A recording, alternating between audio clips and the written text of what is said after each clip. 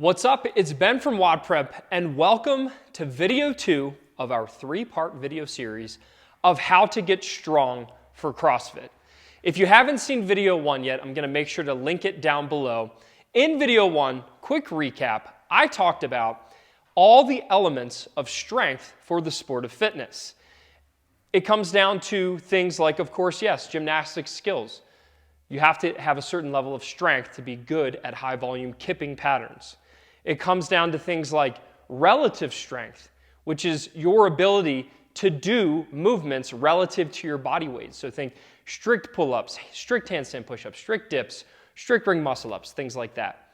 We also talked about power, and this is often confused when we think of strength for the sport of fitness. A lot of people just focus on things like the snatch, clean, jerk, because they wrongly assume that that is the only way that we get strong for this sport, is to get good at the lifts that we see in most of our workouts. However, that is what we call power. So that's the ability to move loads quickly. That's the power equation. And then I really focused on the thing that most people lack in developing their skills as an athlete, in developing themselves as an athlete, and that is absolute strength. Absolute strength, if you remember, is your ability to move external loads. So a lot of times we'll call this raw strength. These are things like deadlift, strict press, bench press, front squat, back squat, and one other one, which I'm going to talk about today. This is the ability, regardless of your body weight, to move loads externally. So imagine a barbell is 225 pounds. Can you deadlift it? Can you squat it? Can you press it? That is what I mean. It doesn't matter what your body weight is. It's just the ability to move X amount of weight, and that is absolute strength. So that is what we're going to be covering today. There are 6 core elements that we like to test our athletes with when it comes to absolute strength. You can probably guess a few of them because I've already mentioned them. And I'm going to fill in this graph here and talk to you a little bit about why it's important to know what your ability levels are within the realm of absolute strength. So first we have the bench. This is a very rarely practiced movement in our sport. However, it is very important. This is a horizontal pressing motion.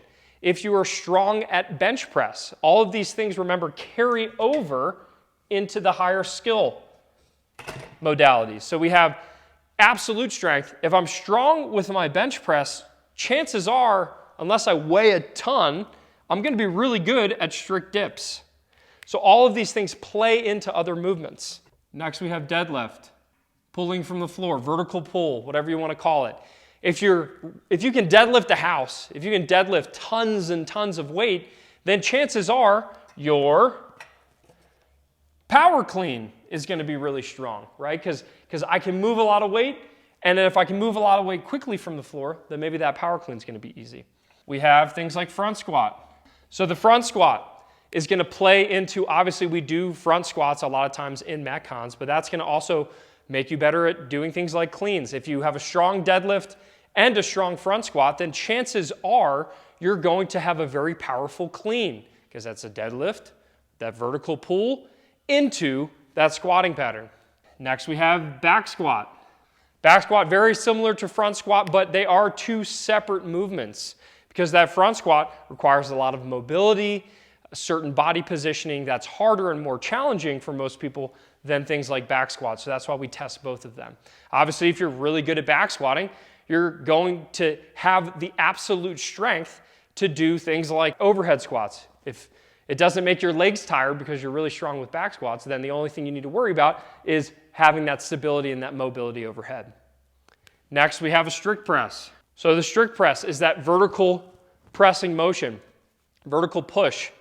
Obviously, if you're really good at strict press, what do you think you're going to be good at?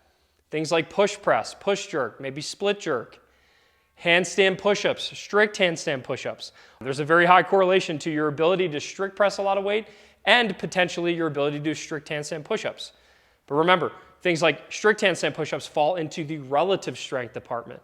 If I can strict press 225 pounds, but I weigh 350 pounds, I probably can't do a strict handstand push-up. But if I weigh, let's say my body weight 185-ish pounds, but I can strict press 225 pounds, guess what? All of a sudden, that relative strength of doing a strict handstand push-up is going to be really easy. And then last but not least, can anyone guess what this last one is? This is something that we rarely see in CrossFit gyms or boxes or functional fitness facilities around the country. This is a horizontal pulling motion with external loading. That is the Pendlay Row. The Pendlay Row is an excellent movement to test that horizontal pull. Can we pull the bar from the ground and then get it to our chest or belly button with using that horizontal pulling pattern? This ties in directly, and the reason it's used so frequently in Olympic weightlifting gyms is because the Pendlay Row is kind of like that middle movement between the deadlift and the front squat, or between the deadlift and the overhead squat, where we're actually able to move the barbell to help us get better at things like snatch and clean. So this is absolute strength. These are the 6 elements that we test. All of them include external loading. So we're using a barbell, we're loading it, and we're seeing how much can we move. Now, when it comes to testing these 6 elements, let's say hypothetically, as an athlete, you're a male that can do 225 pounds and a female that can do 155 pounds. And hypothetically, you can do a 1 rep max of 225 pounds for bench, deadlift, front squat, back squat, strict press, Pendlay Row. Same thing for females, 155. How strong are you? Do you have enough absolute strength to say you're covered, you're strong enough, you have enough raw strength to then go get better as an athlete and build into the power, snatch, clean, and jerk, your relative strength, and your gymnastic skills? Well, if we hypothetically can do 225 for each one of these things, what's interesting is that external loading, that barbell, your abilities change within each one of these movements. So you can see here I've drawn out percentiles. So this is where you stack up against, let's say, the rest of the world. So let's say you're a male, 225 pounds, and you can bench press 225. That's going to be a pretty solid bench press. But you can deadlift 225. That's not nearly going to be as competitive. You can front squat 225, maybe put that at right here. Back squat, all of a sudden now the back squat is probably going to move down a little bit farther into the 25% range. Strict press, if you can strict press 225, that is an outstanding strict press. If you can strict press 225, then you're extremely strong and you're probably darn near the 100 percentile range. Pendlay Row, maybe about right here. Okay, these are all hypotheticals. I haven't plugged them into our calculator yet. But what this hypothetical athlete would show is if we connect all these dots, and turn it into a spider graph, what you're going to see and what you're going to quickly identify is where your strengths and weaknesses are when it comes to absolute strength. And it's going to show you what you need to focus on in this off season to truly maximize your abilities as an athlete so that we can then flip to the other side of the board and work on all these other skills. Where would I need to focus most of my time and efforts in this off season? I'd probably want to focus on a back squat, maybe front squat, and definitely a deadlift bias program. I'd say actually this deadlift should be even farther down. You can see they're missing these elements, but really strong with the strict press. That means you probably don't need to do too much vertical pressing in your off season. You've checked that box. It's time to focus most of your efforts, your accessory work, your extra strength work on improving the deadlift, improving the front squat, improving the back squat. So if you understand your numbers and can plug them into an equation where you see where you fall in terms of your ability as an athlete to move that external loading, that is going to help you identify what to focus on in the off season. This spider graph is just an example. Maybe yours looks different. What I want you to do is in the comments below, I want you to hypothesize where do you think your top 2 strengths are and worst 2 weaknesses are? So where do you think you would stack up when it comes to all 6 of these elements? What are your 2 biggest strengths and 2 biggest weaknesses? I know that for me as an athlete, for bench, and I have a pretty strong front squat, a decent back squat, a decent deadlift, I'd say a strong strict press, and Pendlay Row, which is not something we normally test, so I don't necessarily expect everyone to have it. I'm actually not very good at the Pendlay Row. So if I went into the off season and I drew a different spider graph here, I wish I was using a different color, but oh well.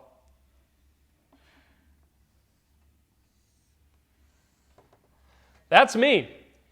In the off season, I'd probably really want to work on my pressing, my horizontal pressing, and my horizontal pulling.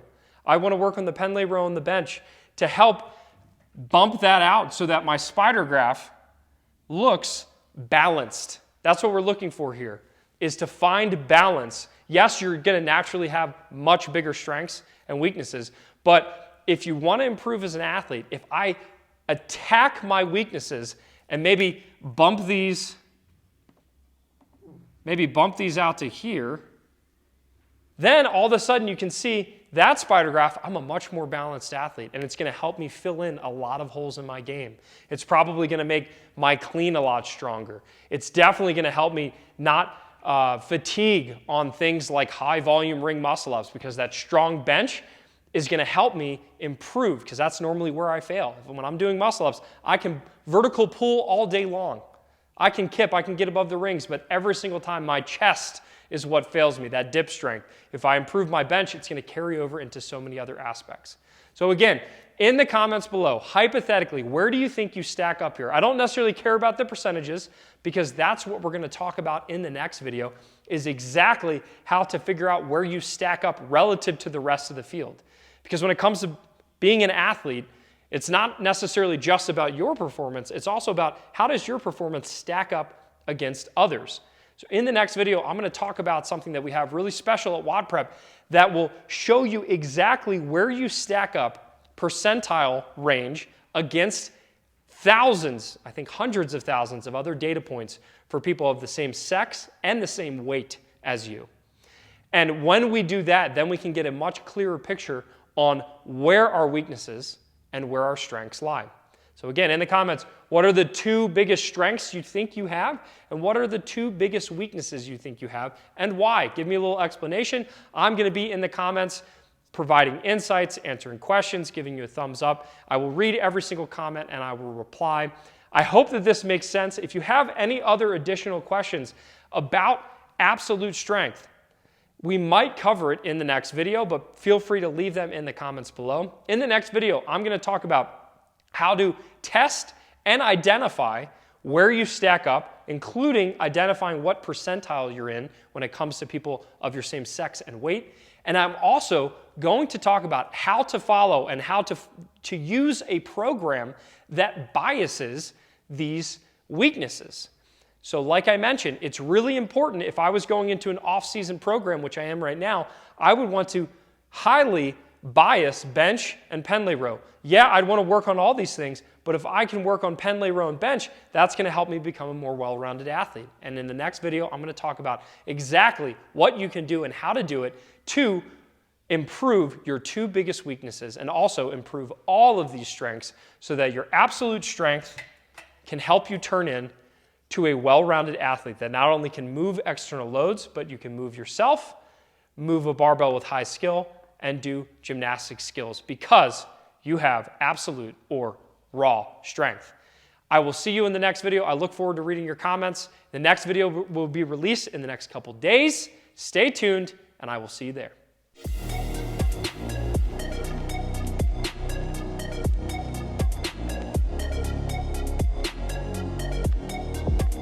If you liked this video, then you're gonna love my next video. Click here to watch more free training from WODprep.